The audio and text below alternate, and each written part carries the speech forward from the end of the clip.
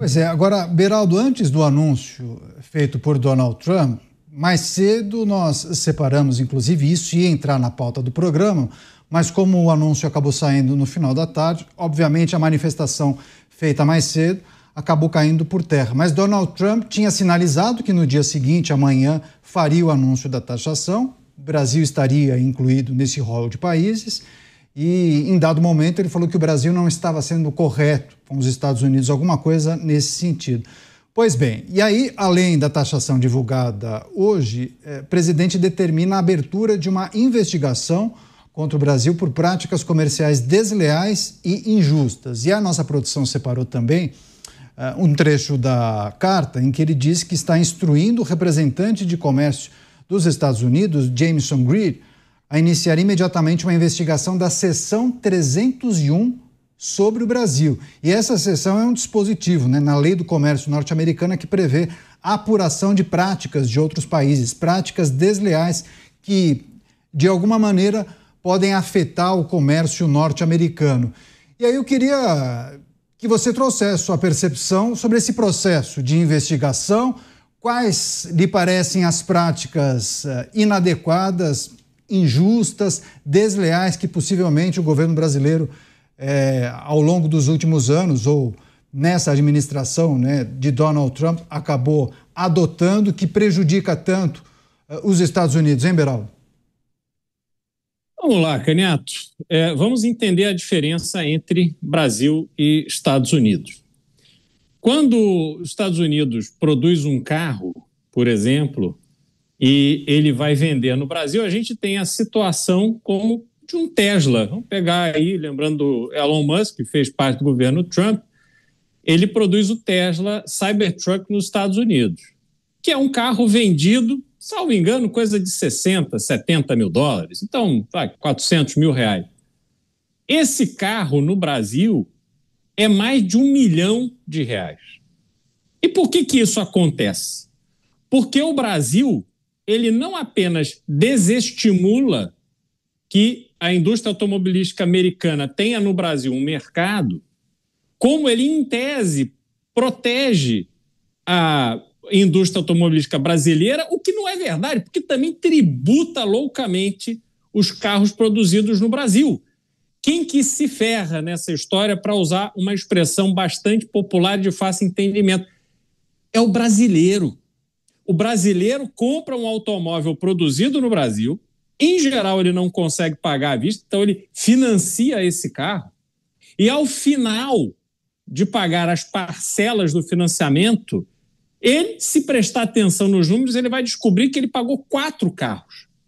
Um foi para a indústria automobilística, que correu risco, montou a fábrica, deu emprego, desenvolveu tecnologia e por aí vai.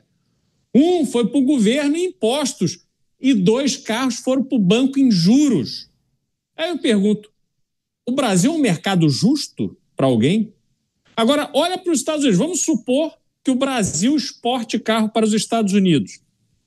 Você compra um carro importado, um carro alemão, um carro sueco, você compra um carro nos Estados Unidos por um preço, às vezes até menor do que é vendido na Alemanha, do que é vendido na Suécia. Isso sem contar a parte do IPVA. Eu pago de IPVA aqui, nos meus carros, coisa de $90, $70, $100 por ano, para andar em rua sem buraco, sem risco de ser assaltado. Não preciso blindar carro, como em São Paulo. Então, a gente vê essas diferenças.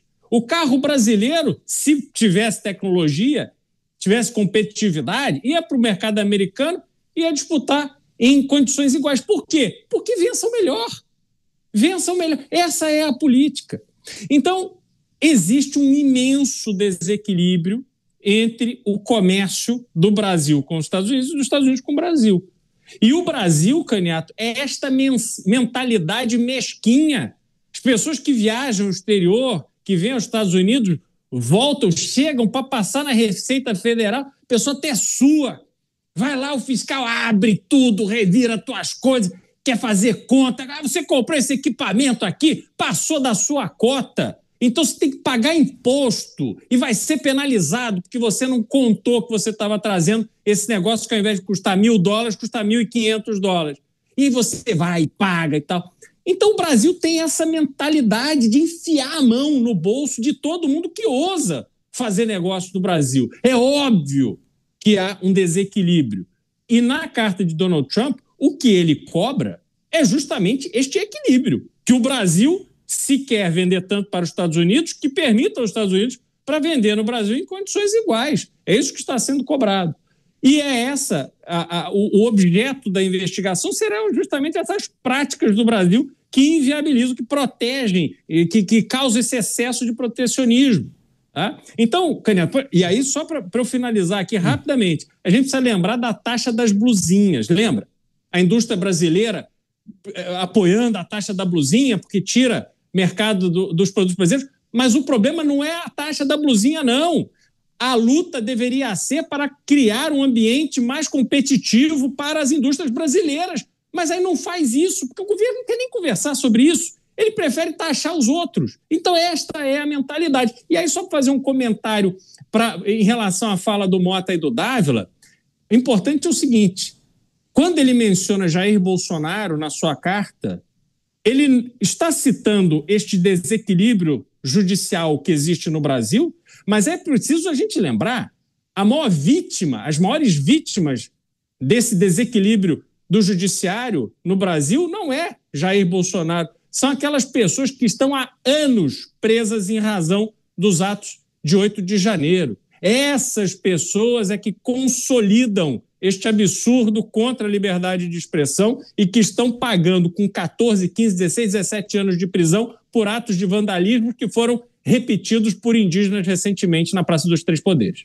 Pois é, há pouco eu trouxe a informação de uma reunião de emergência. O presidente da República convocou vários ministros. Essa reunião acabou há alguns minutos. Os representantes do governo saíram, não conversaram com a imprensa. A nossa equipe segue apurando, tentando levantar alguma informação sobre essa reunião.